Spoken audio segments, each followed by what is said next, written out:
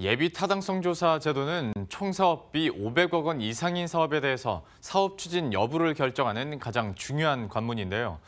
그동안 비용 대비 편익 효과, 그러니까 경제성이 가장 중요한 변수가 되었습니다. 그러다 보니 지역 균형 개발이나 복지 사업은 시작도 못 해보고 좌절되는 경우가 있었는데요.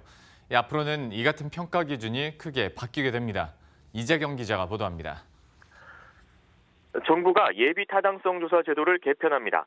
우선 수도권과 비수도권의 평가 기준을 이원화합니다. 지역 개발을 위해 필요한 사업인데도 모든 지역을 동일한 잣대로 평가해 예타를 통과 못하는 일을 막기 위해서입니다. 비수도권에선 균형 발전 평가 비중은 5%포인트를 늘립니다. 경제성 평가 비중은 5%포인트를 줄입니다. 수도권에선 지역 균형 평가 항목을 삭제합니다. 다만 수도권에서도 김포, 동두천, 강화 등 고양시를 제외한 접경 지역과 무의도 등 도서 지역, 가평, 양평 등 농산, 어촌은 비수도권으로 분류합니다. 다양한 사회적 가치 평가를 반영하기 위해 정책 효과 항목을 신설합니다.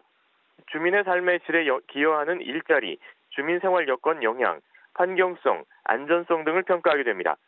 사회 간접 자본 사업과 똑같은 방식으로 평가해오던 복지 사업 판단 기준은 완전히 바뀝니다.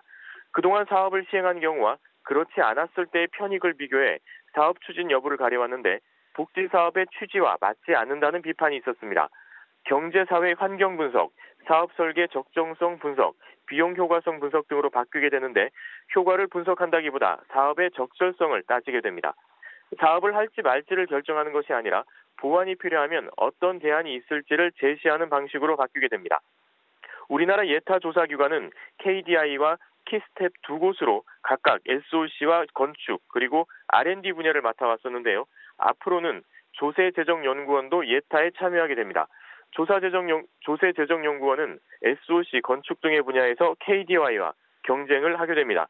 예타 조사 기간은 지난해 평균 19개월이 걸렸는데요. 앞으로는 1년 이내로 단축하기로 했습니다. 머니투데이 방송 이재경입니다.